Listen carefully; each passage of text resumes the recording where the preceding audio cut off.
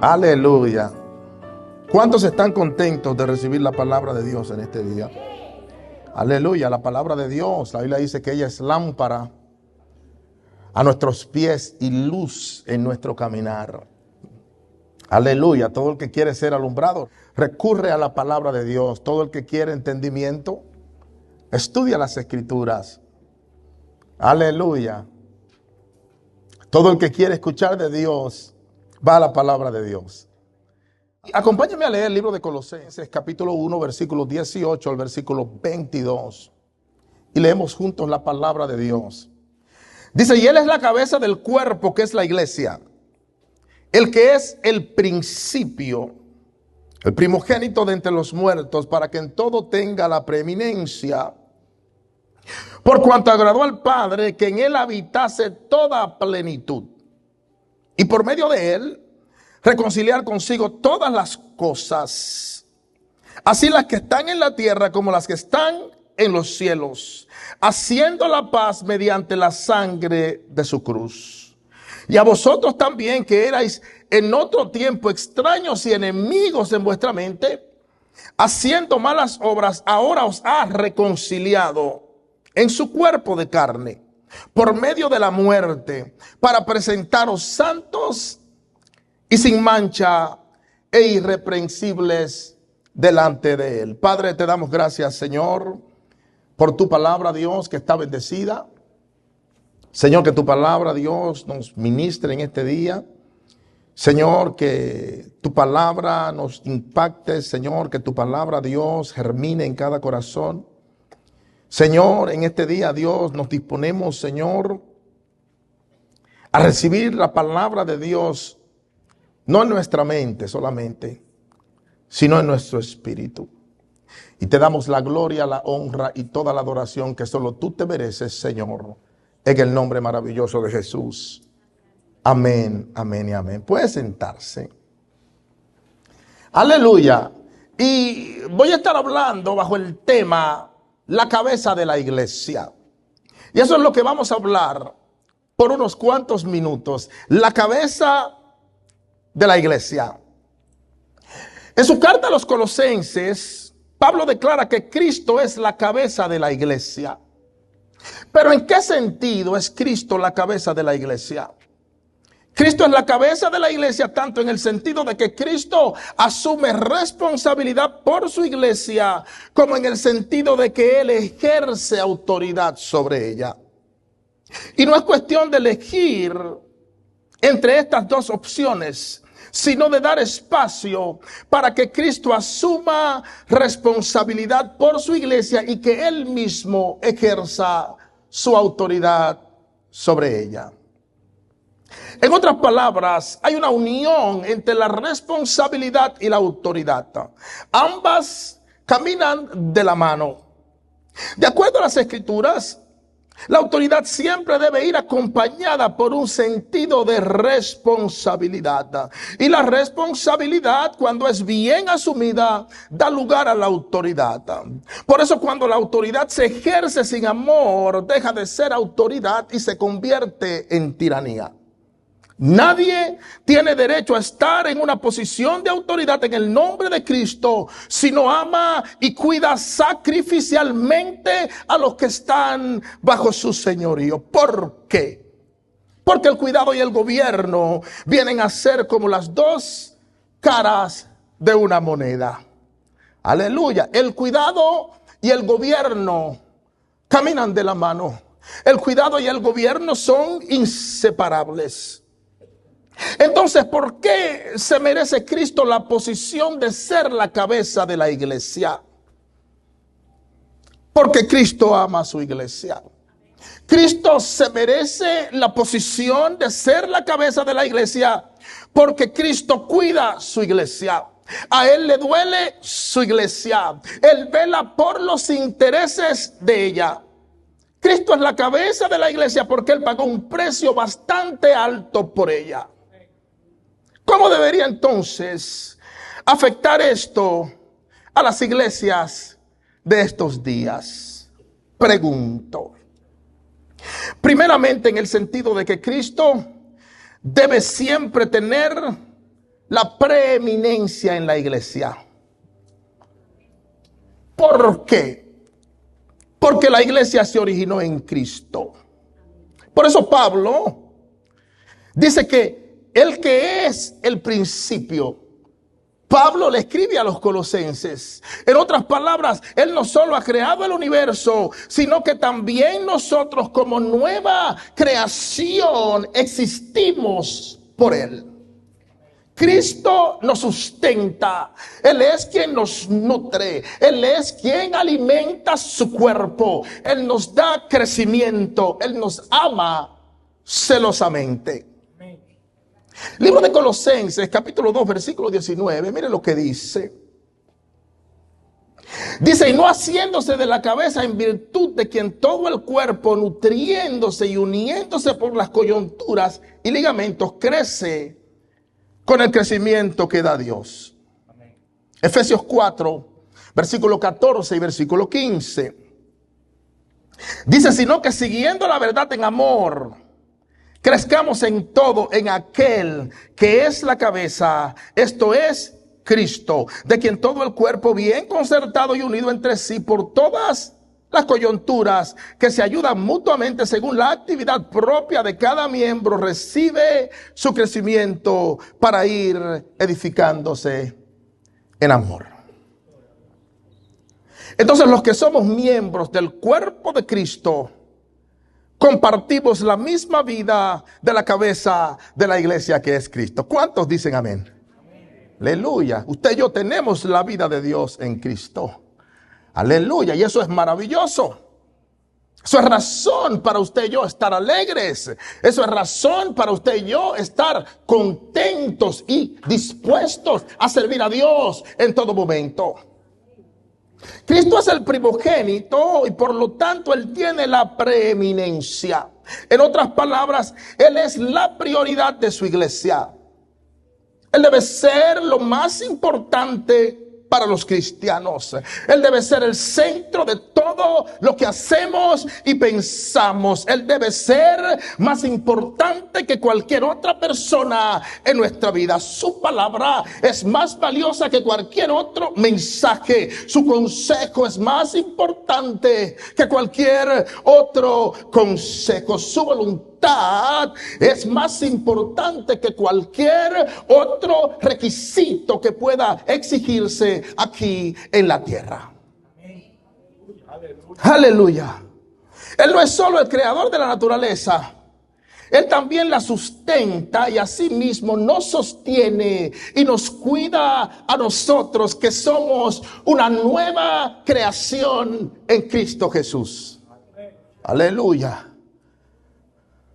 Yo no sé usted, pero yo me agrado. Aleluya, yo estoy contento al saber que Cristo cuida de mi vida, que Él vigila mis pasos, que Él me guía en todo momento, que aun cuando las cosas se ven oscuras en mi vida, Él camina de mi mano, aunque yo no esté viéndolo con mis ojos espirituales. Él no se ausenta de nuestra vida. Aleluya. Bendito sea el nombre de Jesús. Tenemos que recibir esto en nuestro espíritu. Porque hay momentos que llegan a robarnos la paz. Hay situaciones que vienen a quitar el gozo de nuestra salvación. Cristo es la cabeza de la iglesia porque Él sustenta y cuida de su iglesia.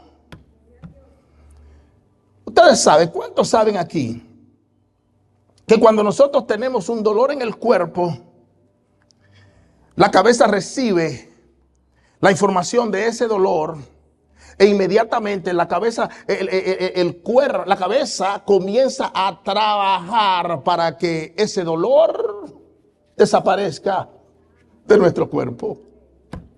La cabeza comienza a dar los pasos necesarios para que nuestro dolor sea alivianado. ¿Y por qué sucede eso?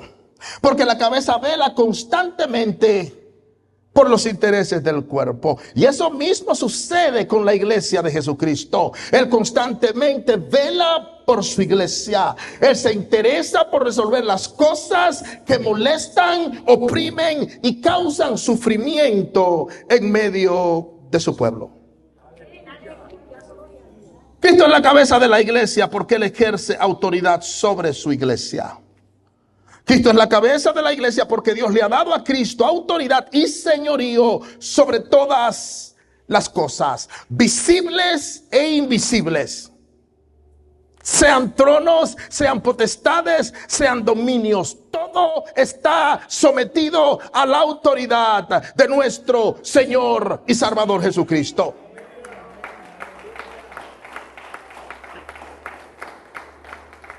El libro de Efesios, capítulo 1, versículo 20 al 22, mire lo que dice. Dice: la cual operó en Cristo, resucitándole de los muertos y sentándole a su diestra en los lugares celestiales, sobre todo principado y autoridad y poder y señorío, y sobre todo nombre, que ese nombre no solo en este siglo, sino también en el venidero. Y sometió todas las cosas bajo sus pies y lo dio por cabeza sobre todas las cosas a la iglesia. Y cuando dice todas las cosas, significa que Cristo manda en todo momento y en todos los asuntos de su iglesia. Que Él es la autoridad suprema de su iglesia. Él es el rey que gobierna con autoridad absoluta sobre su reino. Él reina tanto sobre la creación como sobre su iglesia. ¿Por qué? Porque Él es el primogénito y sustentador de su iglesia. Él ama su iglesia. Por eso cuando la iglesia está consciente del amor de Cristo y del amor que Cristo siente por ella, la iglesia se somete gozosamente a la autoridad de Cristo. Ninguna posición terrenal se puede comparar a la autoridad de Cristo. Aleluya. Cristo es quien le ha dado dones a su iglesia. El libro de Efesios capítulo 4 versículo 11 lo dice de esta forma. Dice: y Él mismo constituyó a unos apóstoles, a otros profetas, a otros evangelistas, a otros pastores y maestros. Aleluya. ¿Se da cuenta? Porque nada ni nadie puede, o por qué nada ni nadie puede tomar el lugar de Cristo. Porque Él le dio dones a la iglesia.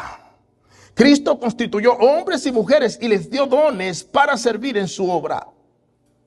Pero no solamente les dio dones para servir en su obra, sino que les dio autoridad para que fueran efectivos en la obra del ministerio. Pero esa autoridad delegada por Cristo a sus siervos siempre debe ser ejercida en amor.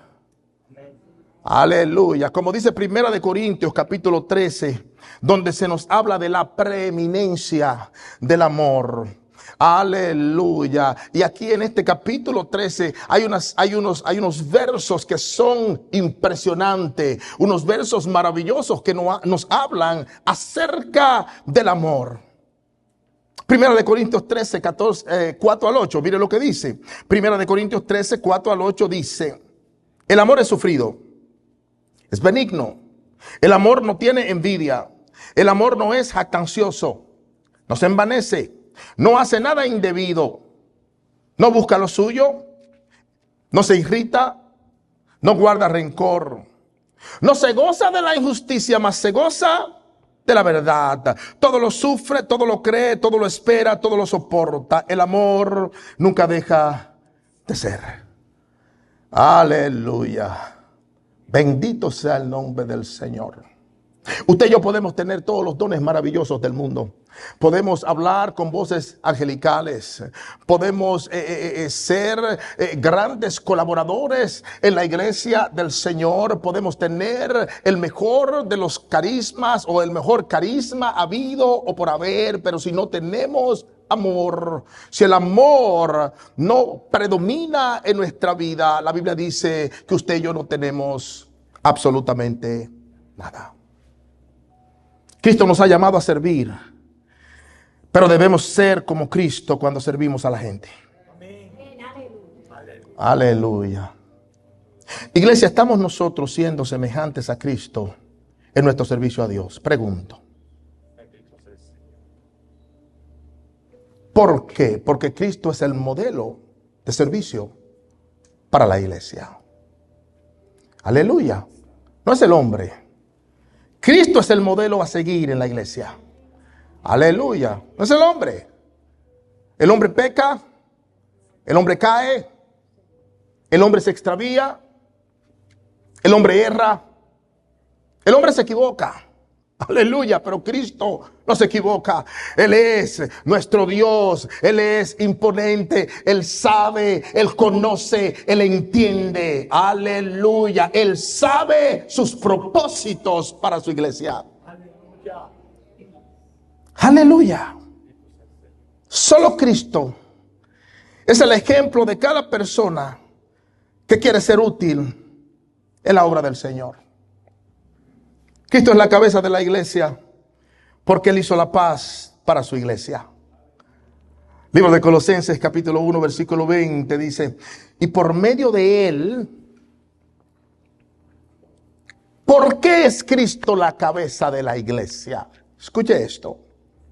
Y por medio de Él reconciliar consigo todas las cosas, así las que están en la tierra como las que están en los cielos, haciendo la paz mediante la sangre de su cruz.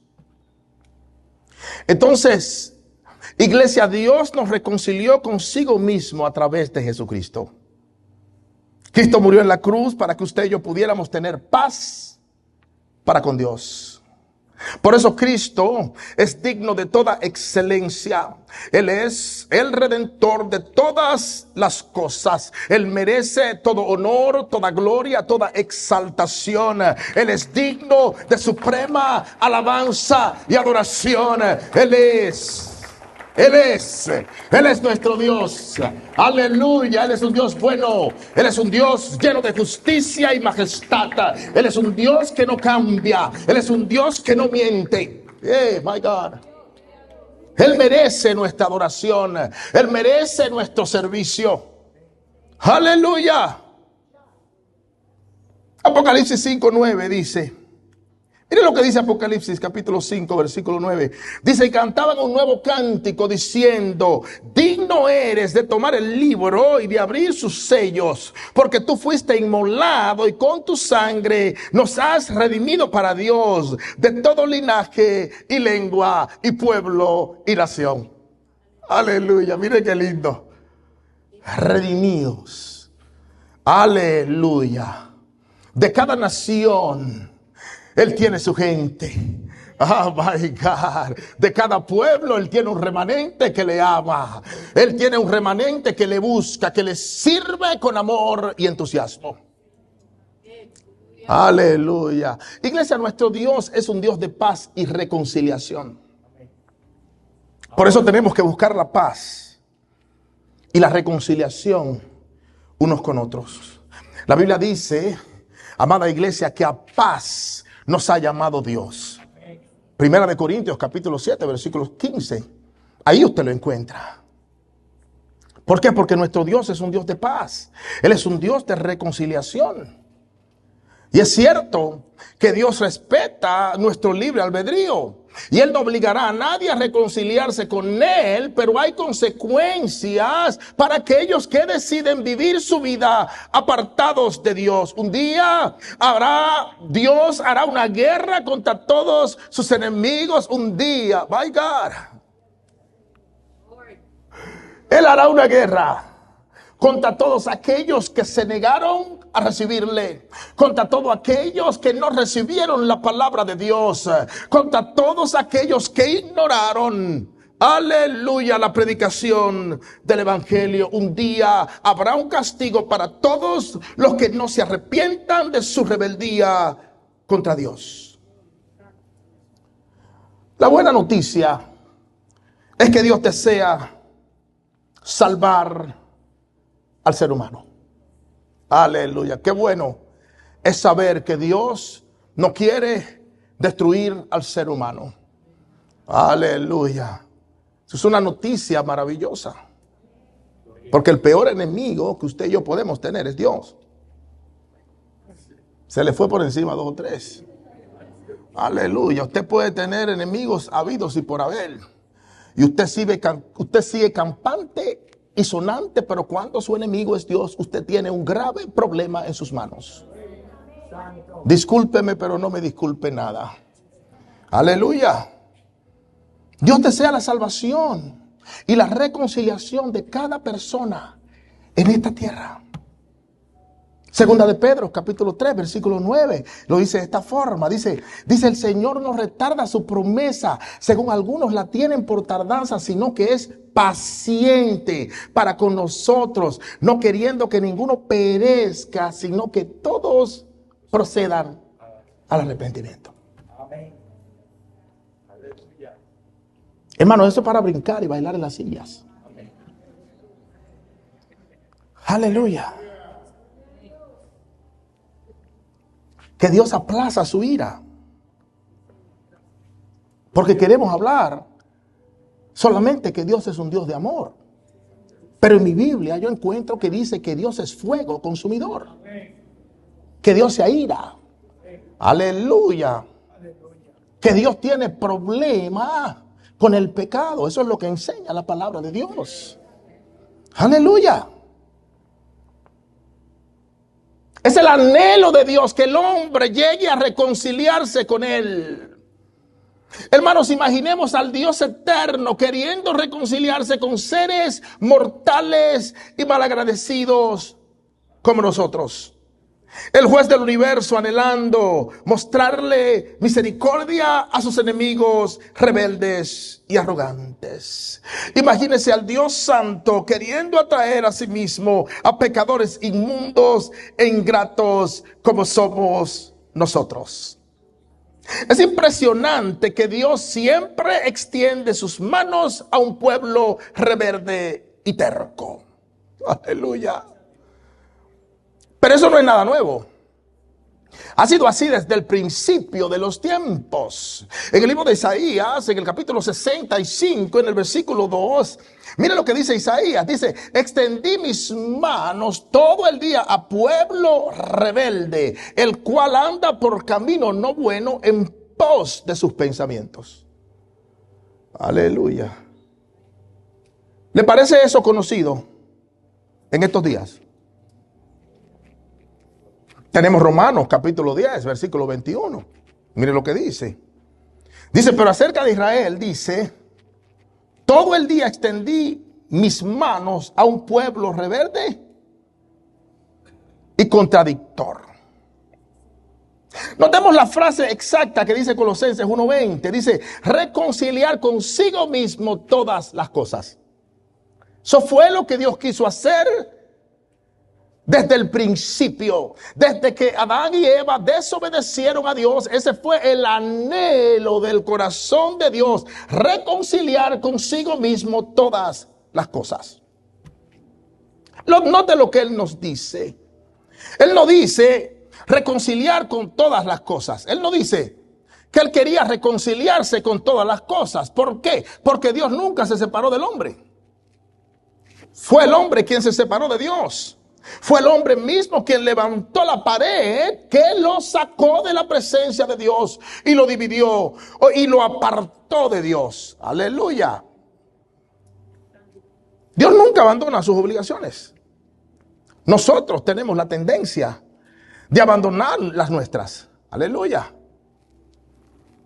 Entonces, ¿quién debería reparar esa relación que el hombre perdió con Dios? ¿Quién debería repararla? El hombre mismo. Y no Dios. Porque fue el hombre que dañó la relación con Dios. Pero Dios en su amor y en su gracia tomó la iniciativa para reconciliarnos con Él. Aleluya.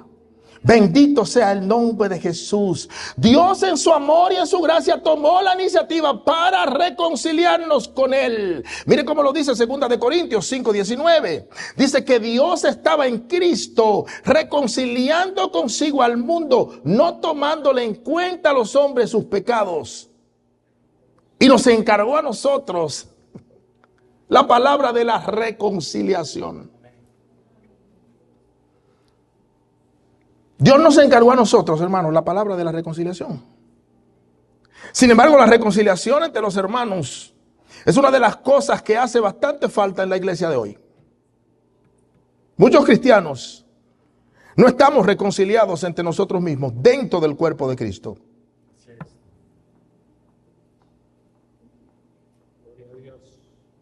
¿Sabe cuál es el problema con eso? Que antes de nosotros ser efectivos en traer a otros a los caminos de Cristo, nosotros tenemos que reconciliarnos entre nosotros mismos primero, iglesia del Señor. Estamos reconciliados en Cristo, hermanos. Y a veces no estamos reconciliados entre nosotros mismos. Aleluya. Dios nos ha llamado a paz, iglesia. Dios nos ha llamado a reconciliación los unos con los otros. Ya estamos reconciliados en Cristo. Y ese es un hecho maravilloso de parte de Dios. Por eso cuando observamos el tiempo de los verbos que Pablo emplea aquí, tanto el verbo infinitivo reconciliar como también haciendo la paz están en tiempo aoristo. En otras palabras, Pablo nos está diciendo que la acción ya fue completada, que la reconciliación del hombre con Dios en Cristo ya se efectuó y fue consumada. No es solo que Dios quiere hacer una obra reconciliadora con nosotros en el presente o en el futuro, sino que ya Él lo hizo por nosotros en Cristo. Y lo hizo por nosotros cuando aún nosotros éramos enemigos de Dios, hermanos. Eso es lo maravilloso. Por eso en el libro de Romanos, capítulo 5, en el versículo 10, mire lo que se nos dice. Dice, porque si siendo enemigos fuimos reconciliados con Dios por la muerte de su Hijo, mucho más estando reconciliados seremos salvos por su vida. Aleluya. Colosenses capítulo 1, versículo 21. Dice, y vosotros también que erais en otro tiempo extraños y enemigos en vuestra mente, haciendo malas obras, ahora os ha, ¿qué? Reconciliado. Estamos reconciliados con Dios en Cristo. Qué lindo, ¿verdad? Que Dios no esperó que usted y yo nos rindiéramos para reconciliarnos con Él mismo en Cristo Jesús. Él no esperó que nosotros tuviéramos la iniciativa, sino que Él mismo hizo todo lo necesario para nuestra reconciliación mucho antes, iglesia, de que nosotros diéramos señales de desear tener a Dios en nuestra vida. Aleluya. Cristo es la cabeza de la iglesia porque Él fue quien hizo la paz derramando su sangre en una cruz. Fue Jesús quien puso su vida para hacer la paz, para que la paz fuera posible entre el hombre y Dios. Ahora, ese tratado de paz tenía que ser sellado con sangre. Por eso, antes de morir, el Señor Jesús instituyó la mesa del Señor, como aparece en 1 Corintios capítulo 11, versículo 25, diciendo, mire cómo dijo el Señor, dijo, esta copa es el nuevo pacto en mi sangre. La sangre de Cristo simboliza el vino de la copa que hace posible y sella el pacto de paz que Dios establece con nosotros. Entonces la palabra sangre, tanto en Corintios como en Colosenses, prácticamente es sinónimo de muerte. Y se emplea porque en la Biblia y a partir del asesinato de Abel en Génesis capítulo 4 versículo 10, cuando Dios le dijo a Caín, la voz de la sangre de tu hermano clama a mí desde la tierra, ¿se acuerda? Entonces la sangre aquí indica muerte. Pero no una muerte cualquiera, sino una muerte violenta. Y aún más, sangre en las Escrituras puede referirse a la muerte de una víctima inmolada en el altar como sacrificio propiciatorio ofrecido a Dios. Y eso fue exactamente lo que sucedió con Jesús en la cruz. La cruz fue el altar en el cual el Cordero de Dios derramó su sangre de expiación por nuestros pecados. Él derramó su sangre en expiación por nuestros pecados. Derramó su sangre como sacrificio por nuestros pecados. Libro de Juan capítulo 1 versículo 29. Mire lo que dice. Dice: el siguiente día vio Juan a Jesús que venía a él y dijo: he aquí el Cordero de Dios que quita el pecado del mundo. Libro de Romanos capítulo 3 versículo 25. Dice: a quien Dios puso como propiciación por medio de la fe en su sangre, para manifestar su justicia a causa de haber pasado por alto en su paciencia los pecados pasados. Entonces ahora tenemos paz para con Dios, o tenemos paz con Dios gracias a la sangre que Cristo derramó en el Calvario. Amén. Tenemos paz con Dios gracias a la muerte sacrificial de Jesús. Tenemos paz con Dios porque Jesús fue inmolado como un cordero indefenso en la cruz del Calvario. Y gloria a Dios que esa reconciliación que fue hecha en la cruz del Calvario afectó todas las cosas, incluyendo las que están en la tierra y las que están en los cielos. La reconciliación de Cristo, iglesia, afectó tanto las cosas experimentadas como las cosas esperadas.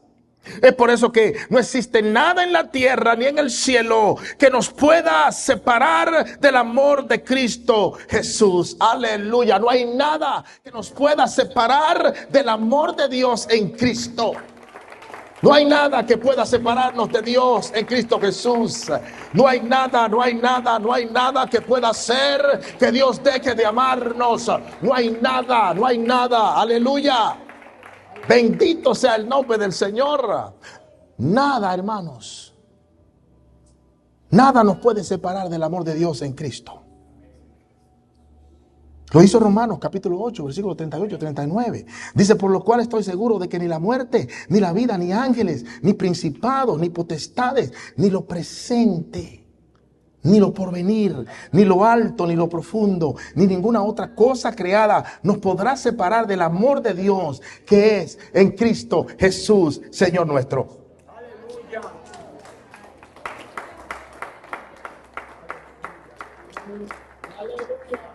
Aleluya, hermanos. Nada podrá separarnos del amor de Dios. Podemos atravesar sufrimientos en nuestra vida, pero nada podrá separarnos del amor de Dios. Podemos tener pérdidas dolorosas, pero nada podrá separarnos del amor de Dios. Podemos caer en prisión, pero nada podrá separarnos del amor de Dios. Podemos perder un ser querido, pero nada podrá separarnos del amor de Dios. Podemos perder nuestra propia vida, pero nada podrá separarnos del amor de Dios en Cristo Jesús. Aleluya. Hermanos, ese Dios que es fiel hasta el punto de enviarnos a su Hijo, se mantendrá comprometido con nosotros y terminará la buena obra que Él comenzó en cada uno de nosotros. Aleluya. Él terminará la buena obra que Él comenzó en mi vida. Él es fiel para terminar la buena obra que Él comenzó en su vida. Por eso tenemos que ver cada prueba y cada una de nuestras batallas presentes como distracciones que tratan de desviarnos del propósito de Dios, entendiendo que ya Dios ha vencido por nosotros. Amén. Que somos más que vencedores en Cristo. Aleluya. Que somos más que victoriosos.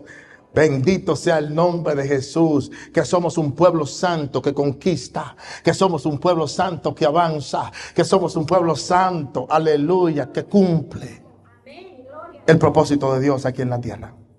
Amén.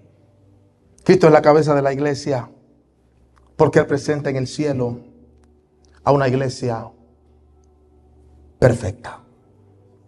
Colosenses capítulo 1. Versículo 21 y 22, y lo leo otra vez, el versículo 21, porque había muchas cosas para desmenuzar de este versículo. Colosenses 1, 21 y 22 dice: y a vosotros también, que erais en otro tiempo extraños y enemigos en vuestra mente, haciendo malas obras, ahora os ha reconciliado en su cuerpo de carne, por medio de la muerte, para presentaros santos y sin mancha e irreprensibles delante de Él. Aleluya. Cristo nos presenta perfectos, iglesia. Amén. Y eso es algo impresionante. Porque antes de nosotros venir a Cristo, nuestras vidas se encontraban en un conflicto y en un desorden.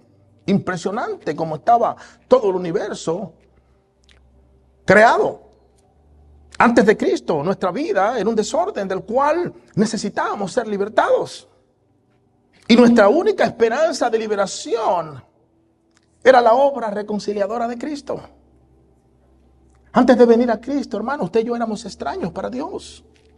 Éramos extranjeros porque no pertenecíamos al pueblo de Dios. Por lo tanto, no teníamos derecho a llamar a Dios nuestro Padre. Antes de venir a Cristo, vivíamos de espaldas a nuestro Creador. Vivíamos conforme a los deseos de nuestra mente y hacíamos la voluntad de nuestros pensamientos. Antes de Cristo, usted y yo no teníamos en cuenta a Dios.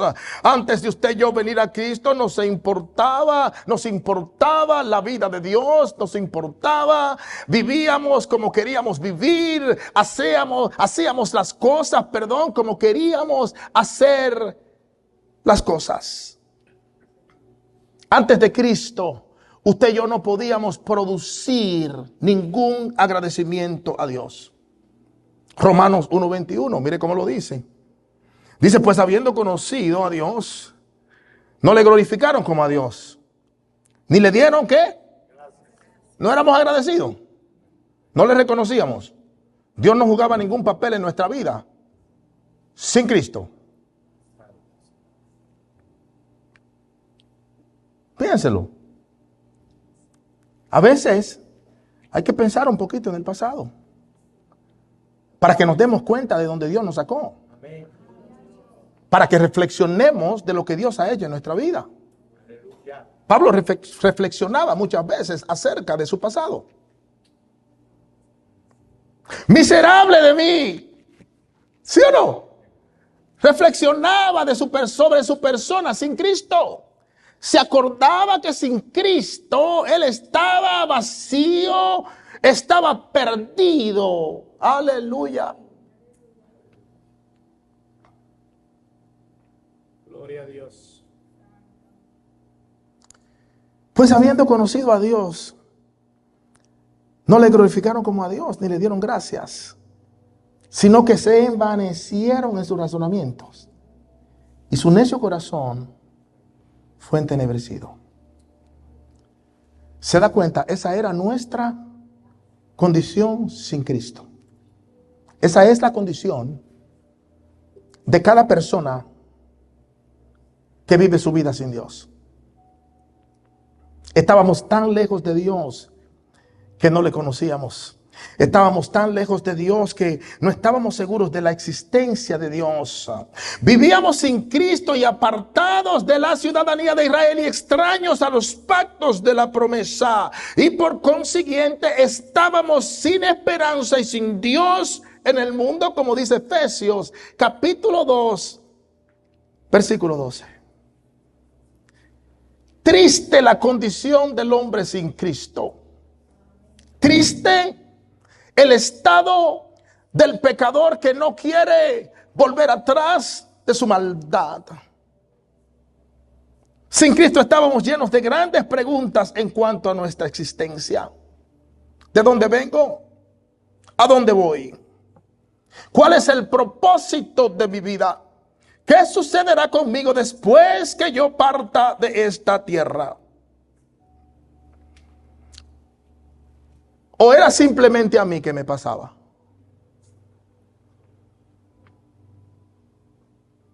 Yo me acuerdo, antes de convertirme al Señor, que muchas veces esos pensamientos invadían mi mente. ¿Quién yo soy? ¿De dónde vengo? ¿A dónde voy? ¿Es esto todo en la vida? ¿Qué sucederá conmigo después que yo muera? ¿Qué va a suceder con mis seres queridos después de la muerte? Así vive el ser humano sin Cristo. Porque el hombre es extraño. El hombre que no tiene a Cristo es extraño para Dios. Pero gloria a Dios que ahora somos parte de la familia de Dios. Gloria a Dios que ahora vivimos en paz con Dios. Gloria a Dios que ahora tenemos esperanza en Cristo Jesús. Gloria a Dios que Dios nos dio consuelo a través de la muerte de Cristo en la cruz del Calvario. Aleluya, estamos muertos sin Cristo, pero ahora estamos vivos para Dios a través del sacrificio de la cruz. Éramos enemigos de Dios, iglesia. Efesios 4:18 dice: teniendo el entendimiento entenebrecido, ajenos de la vida de Dios, por la ignorancia que en ellos hay, por la dureza de su corazón. Antes de Cristo teníamos nuestros sentimientos atados a la maldad. Sin Cristo, hermanos, estábamos envueltos en nuestras propias pasiones desordenadas.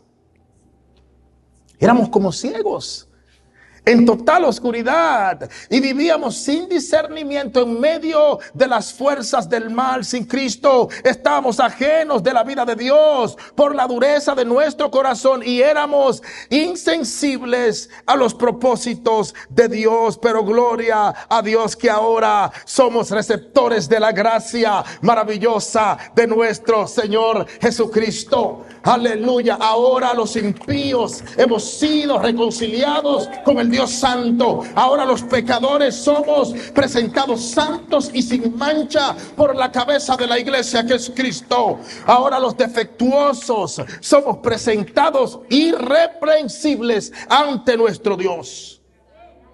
Aleluya. Ahora el que no valía nada vale mucho. Aleluya, al que todos desechaban. My God, la gente anhela tenerlo cerca porque siempre trae el consejo ideal, siempre produce paz en medio de los conflictos, siempre se para y defiende la justicia. Oh, bendito sea el nombre del Señor. Aleluya. Entonces, iglesia, ¿qué amor se puede comparar al amor de Cristo? ¿Quién puede medir o comprender el amor que Cristo tiene por nosotros? ¿Quién puede medir la profundidad de su infinita gracia? Gloria a Dios por Jesucristo, el Hijo de Dios. Gloria a Dios porque Cristo es la piedra angular. Gloria a Dios porque Él es el primogénito de la creación. Él es la cabeza de la iglesia. Él es la luz del mundo. Él es el cordero que fue inmolado por nuestros pecados. La Biblia dice que Él es varón de dolores, príncipe de paz. Él es el buen pastor que dio su vida por las ovejas. Él es el león de la tribu de Judá. Él es la estrella resplandeciente de la mañana. Él es el primero y el postrero. Él es el verbo de Dios. Él es Emmanuel, Dios con nosotros.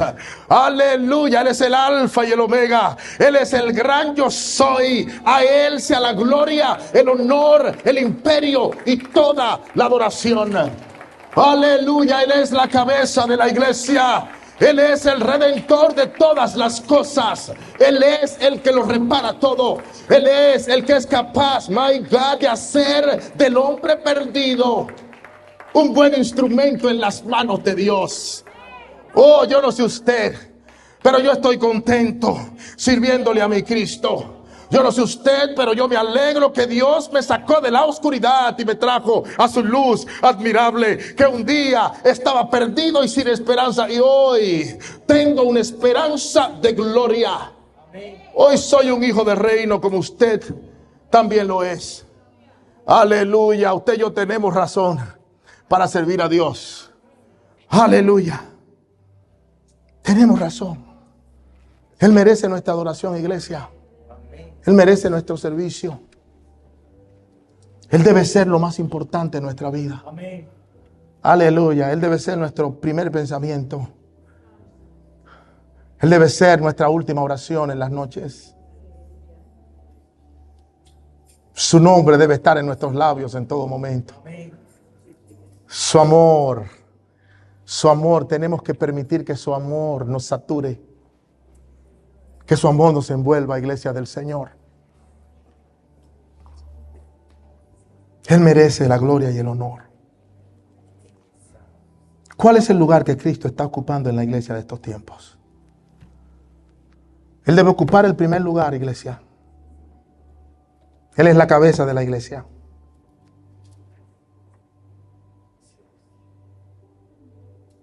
Él es la piedra angular. Él es el que lo sustenta todo con el poder de su palabra. Él es el restaurador del ser humano.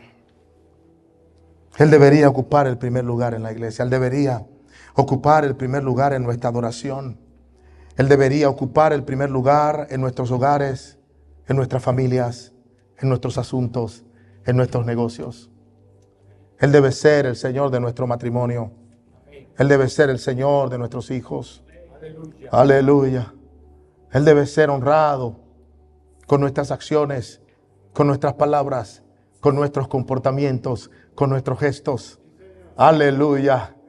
Bendito sea el nombre del Señor. Lo hacemos en agradecimiento a lo lindo y lo maravilloso que Él ha sido con nosotros. Amén. Él es la cabeza de mi casa. Él es la cabeza de mi matrimonio. Él es la cabeza de mi familia. Él es la cabeza en cada decisión, en cada plan, en cada sueño. Hermanos, si Cristo no está ocupando el primer lugar en nuestras vidas, tenemos que identificar la razón. ¿Cuál es la razón? ¿Por qué Cristo no puede tener el primer lugar en mi vida? ¿Por qué yo me gozo cuando voy a la iglesia? Tengo un tiempo glorioso. Disfruto la adoración. Disfruto las prédicas. Amo a mis hermanos. Me siento tan lindo en la casa de Dios. Pero por alguna razón, Cristo no puede ser el primero en mi vida. Cuando usted y yo identificamos qué es lo que está tomando el lugar, el primer lugar en su vida, ese es el primer paso para que Cristo comience a ser la cabeza de todo lo que usted haga, de todo lo que usted piense. Tenemos que hacer que Cristo sea la cabeza de nuestra iglesia, que Cristo sea la cabeza de nuestras vidas, iglesia. Aleluya. ¿Cuántos reciben la palabra de Dios? Él es la cabeza de la iglesia. Señor, aleluya. Él es la cabeza de la iglesia. Él merece todo lugar de supremacía.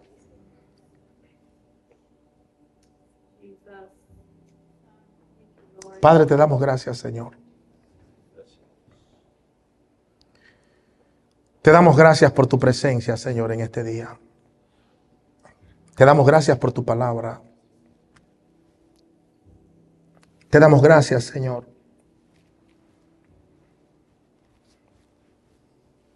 Gracias por todo lo que tú has hecho, Señor, en medio nuestro. Te pedimos, Señor, primeramente que nos perdones, Señor. Padre, si hay cosas que han tomado el lugar de supremacía en nuestra vida, perdónanos, Señor. Límpianos con tu sangre. Señor, y hoy queremos, Señor, que tú tomes el lugar que te corresponde en nuestra iglesia, Señor, en nuestra familia, en nuestra vida, Señor. Que tú seas la prioridad. Señor, en este día, Dios mío, Señor, te pedimos, Señor, que tú seas, Señor, la cabeza, Dios, en cada matrimonio de esta casa. Que en cada situación, Dios, tú ocupes tu lugar de preeminencia. Que en cada conversación, Dios, tu nombre sea honrado. Que en cada reunión, Dios, busquemos tu consejo. Aquí está tu pueblo, Dios. Aquí estamos.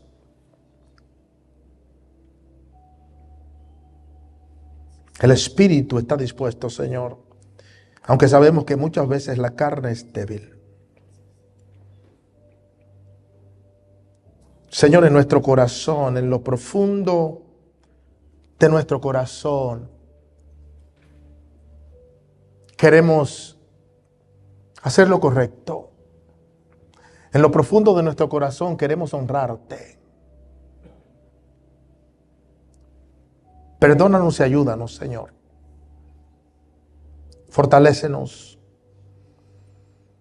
Espíritu Santo, renueva nuestra forma de pensar.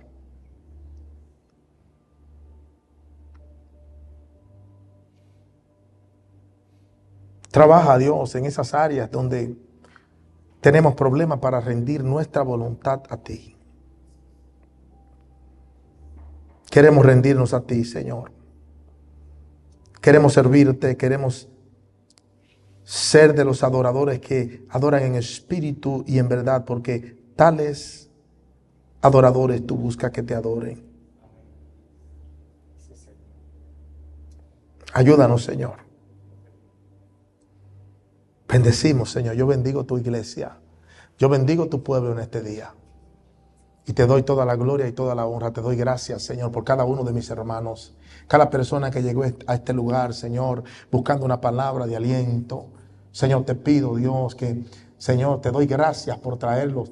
Espíritu Santo, y te pido, Dios, que la palabra germine, Dios mío. Señor, que la palabra que se ha sembrado en este día, Señor, Padre, vaya produciendo fruto a su tiempo, Dios. Que vaya germinando, que vaya produciendo, que vaya nutriendo el hombre espiritual de cada persona en este lugar. Y te damos gracias por un domingo más. Te damos gracias por un servicio más. Te damos gracias, Señor, porque aún en medio del calor, Dios, Señor, queremos escuchar de ti. En medio de los asientos que muchas veces se sienten un poco duros, Señor, queremos servirte. Queremos quemar nuestro incienso, todo nuestro incienso, delante de tu presencia.